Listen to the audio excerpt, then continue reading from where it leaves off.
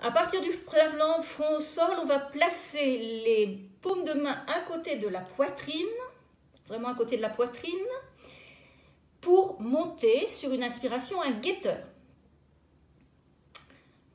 Alors, on tient déjà sur quelques respirations le guetteur classique, puis on va lever la jambe droite en repliant le genou, puis on ramène le genou vers le front. Vous savez, c'est un peu la position chat et chien où on lève une jambe. Mais attention, on lève derrière la jambe en repliant un peu le genou. On n'est pas sur une jambe tendue, on ne tourne pas trop la hanche. Et on ramène front-genou. Au moins 5 fois. On peut faire un peu plus.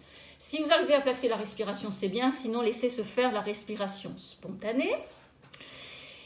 Et attention aussi de ne pas trop lever les hanches, c'est-à-dire ne passez pas d'un guetteur, vous êtes en guetteur, n'oubliez pas, ne passez pas d'un guetteur à un marsouin, hein. Si ça monte un petit peu, ça va, mais pas trop.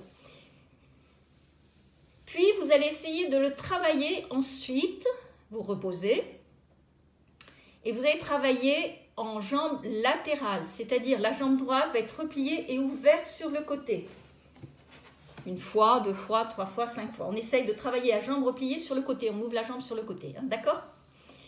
Puis, une fois terminé, on se réinstalle à 4 pattes. On réaménage de façon tout à fait juste le 4 pattes. Hein, n'oubliez pas, mains, poignets à la verticale de l'épaule, les mains donc à la verticale de l'épaule, entre les mains, la largeur des épaules, derrière, cuisse bien verticale, bassin vertical, entre les genoux, la largeur du bassin.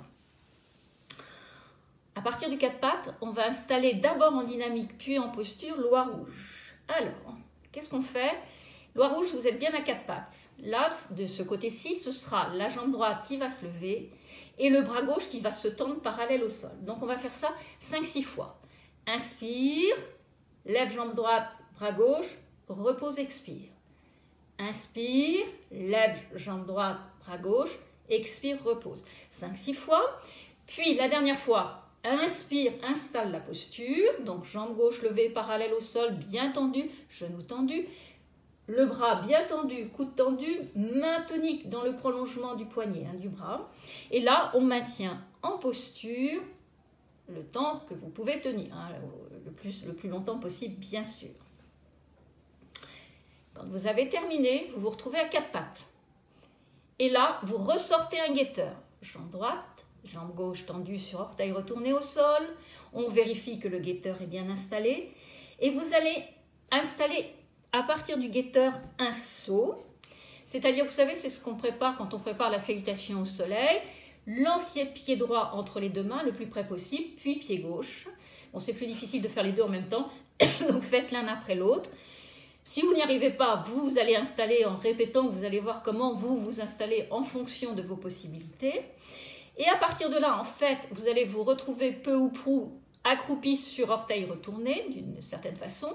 Et à partir de là, par la puissance des cuisses, sur une inspiration, en s'aidant des bras qui décrivent un grand cercle par les côtés et montent à la verticale, on remonte à la verticale. Donc on va se retrouver de nouveau en posture debout, bien le corps tout à fait vertical, les bras à la verticale, main en prière là-haut, et on va sur l'expire descendre de nouveau les mains en prière au niveau du plexus solaire.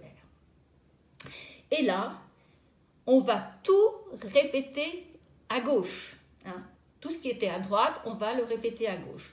Donc très rapidement, je vous donne la perche, ce sera la jambe gauche sortie derrière. La fente, vous aurez la jambe gauche à l'arrière. La grande fente, ce sera toujours la jambe gauche à l'arrière. Pour le l'oie rouge, vous aurez jambe gauche levée, bras droit tendu, n'est-ce pas?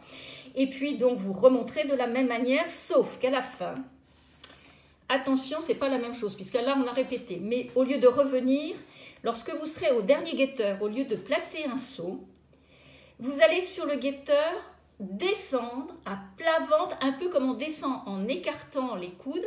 Alors à ce moment-là, vous pouvez légèrement positionner les mains, les doigts des mains se regardant. Ça permet de mieux plier les coudes, c'est mieux pour l'articulation du coude. Et vous allez descendre en maintenant, en essayant de descendre à plat, comme on descend, vous savez, pour les pompes. Et donc là, vous serez à plat ventre. Et vous aurez terminé ce qu'on peut appeler le premier bloc, puisque ensuite je vous donnerai le deuxième bloc où on passera sur le dos. Et le deuxième bloc, ce sera qu'une seule fois unique parce qu'il n'y a pas de posture à deux côtés. Ce ne sont que des postures à un côté.